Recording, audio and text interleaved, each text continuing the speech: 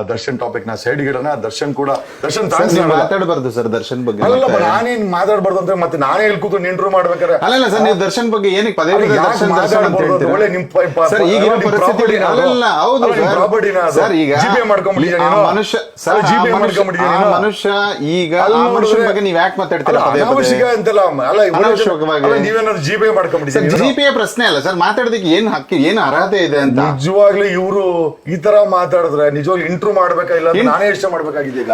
ಮಾಡ್ಲೇಬೇಡಿ sir, ಮಾಡ್ಲೇಬೇಡಿ. ನೀವು interview ಏನಕ್ಕೆ ಮಾಡ್ತೀರಾ ಹೇಳಿ? ಮಾತಾಡ ಮುಂಚೆ ಏನಕ್ಕೆ ಮಾತಾಡ್ತೀರಾ ನೀವು? ಅಲ್ಲ ಯಾಕೆ ಮಾತಾಡಬಾರ್ದು? ಮಾತಾಡಬಾರ್ದು ಈಗಿರೋ ಪರಿಸ್ಥಿತಿಯಲ್ಲಿ. ಅಲ್ಲ ನೀವೇನ್ ಜಿಬೆ ಮಾತಾಡಬಾರ್ದು, ಇಂಟರ್ವ್ಯೂ ಬೇಡ ಏನು ಬೇಡ ಸರ್. ಮಾತಾಡಬಾರ್ದು. ನೀವ್ ಏನಕ್ಕೆ ಮಾತಾಡ್ತೀರಾ?